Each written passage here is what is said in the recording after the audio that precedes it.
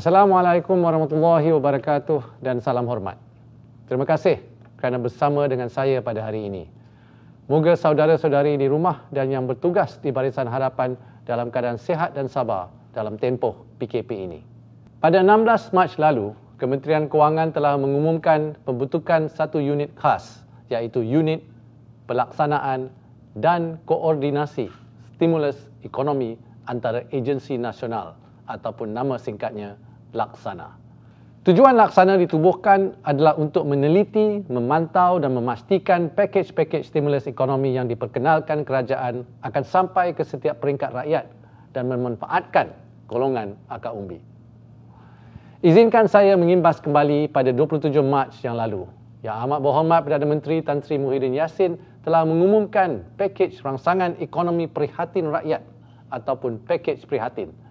Dan diikuti pula pada 6 April di mana beliau mengumumkan pakej prihatin PKS tambahan. Secara keseluruhannya, pakej prihatin termasuk pakej rangsangan ekonomi 2020 yang diwujudkan lebih awal adalah bernilai 260 bilion ringgit. Jumlah pakej 260 bilion ringgit ini adalah 18% daripada nilai KDNK negara dan merupakan pakej rangsangan ekonomi terbesar di kalangan negara-negara membangun seluruh dunia.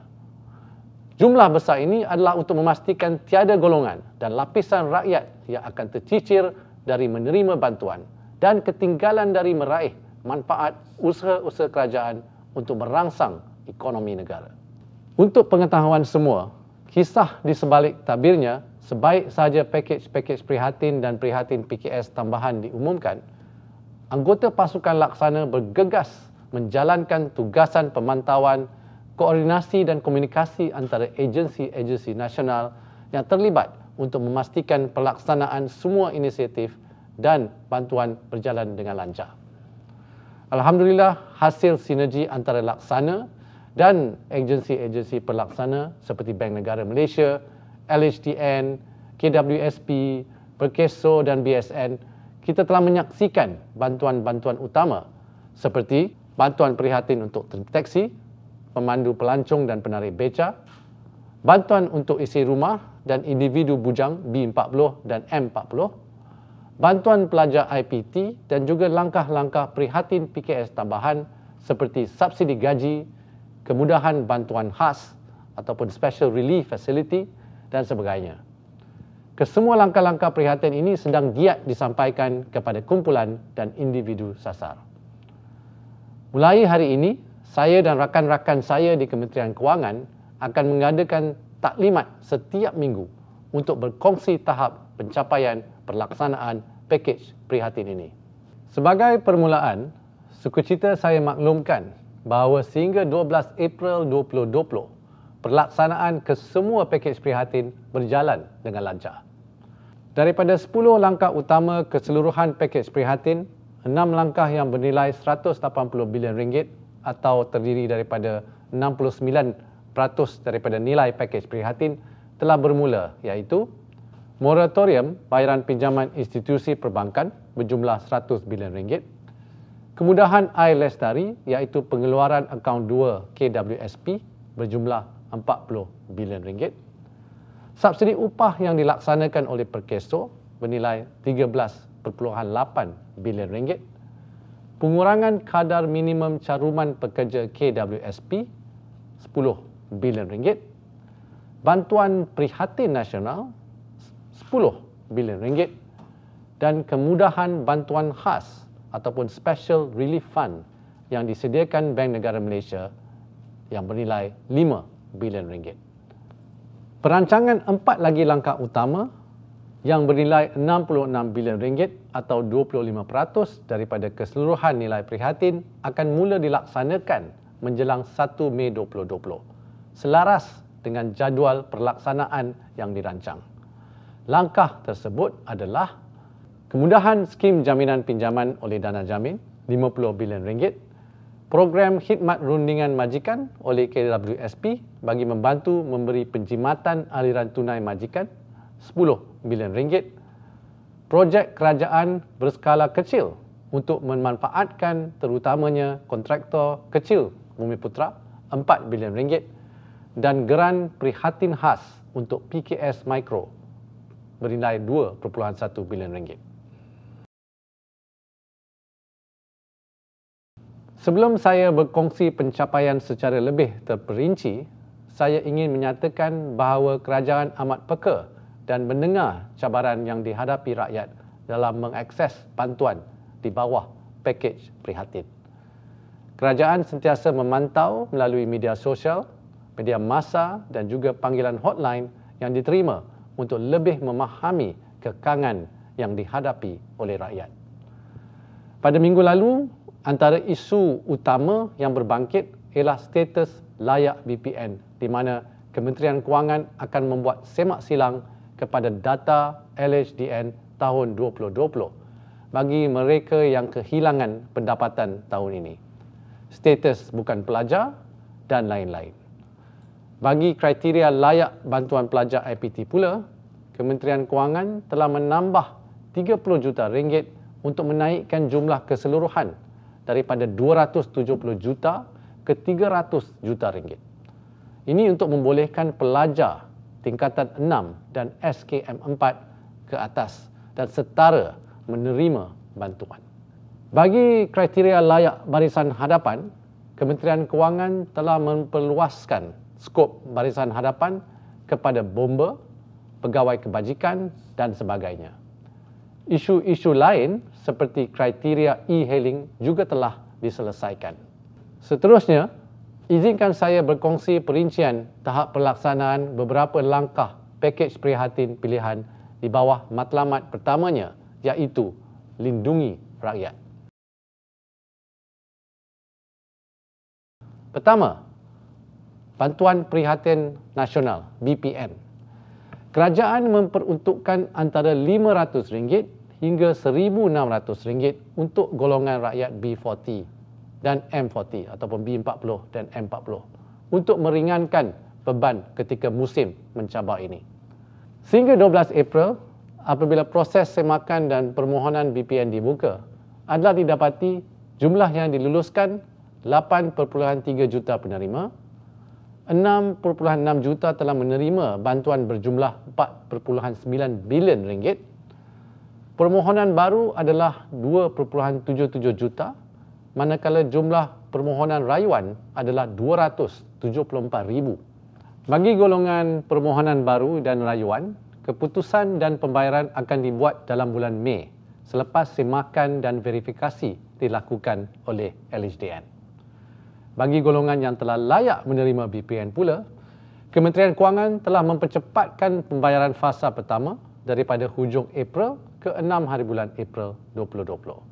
Sukacita saya berkongsi bahawa sehingga 12 April 2020, seramai 3.2 juta ataupun 96.6% isi rumah B40 dan 3.4 juta ataupun 92.3% individu B40 telah menerima pembayaran berjumlah 3.2 bilion ringgit dan 1.7 bilion masing-masing. Dan keseluruhannya adalah 4.9 bilion ringgit. Dalam minggu ini, antara 13 hingga 15 April 2020, sebanyak 750 juta ringgit akan disalurkan kepada lebih kurang 1.5 juta penerima. Kedua, kerajaan juga menyediakan insentif bayaran RM600 kepada pemandu teksi, pemandu pelancong dan juga pengayuh beca. Berikut adalah jumlah sehingga 12 April 2020. Bagi pemandu teksi, lebih kurang 25,000 ataupun 86% pemandu teksi telah menerima bayaran insentif tersebut. Bagi pemandu pelancong, seramai 7.5 ribu ataupun 63% telah menerima bayaran insentif tersebut. Bagi pengayuh beca, 100% pembayaran telah dibuat. Ketiga, bayaran allowance khas kepada penjawat awam Barisan Hadapan. Tuntutan allowance bulanan RM600 bagi pegawai kesihatan dan RM200 bagi pegawai Barisan Hadapan yang lain akan bermula pada bulan April ini memanfaatkan 200,000 pegawai. Keempat, bayaran insentif RM500 buat pemandu e-hailing.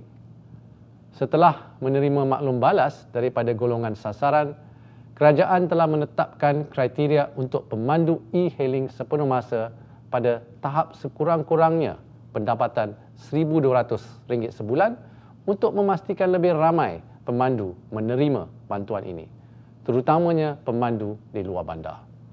Lebih 40 syarikat operasi e-hailing telah memberi maklum balas dan membantu kementerian mengenal pasti pemandu e-hailing yang layak.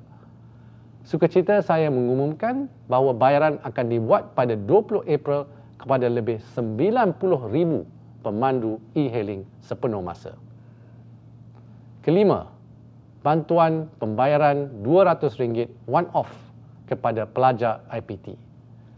Pada 11 April 2020, saya telah mengumumkan bahawa bantuan ini diperluas kepada pelajar tingkatan 6 dan setara serta pelajar sijil kemahiran Malaysia tahap 4 yang setara dengan diploma melibatkan bayaran RM300 juta.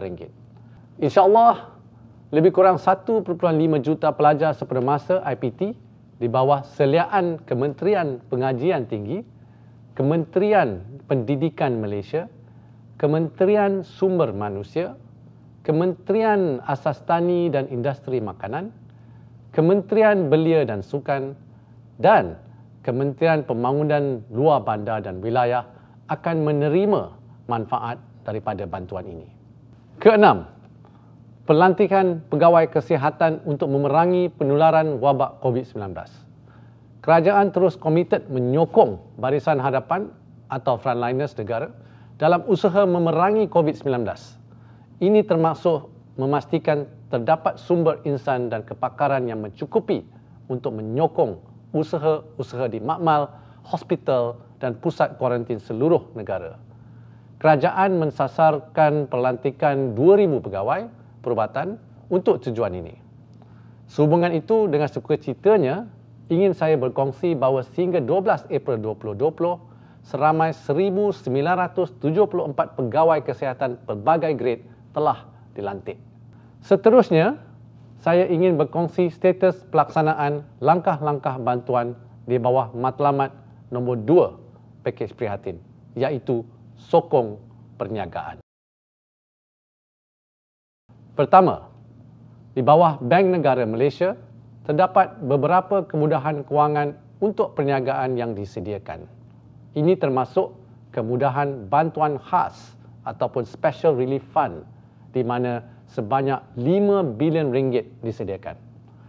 Sehingga 12 April 2020, hampir 3,000 perniagaan telah diluluskan untuk menerima SRF ini dengan jumlah sebanyak RM1.46 bilion ataupun lebih kurang 30% tahap pelaksanaan.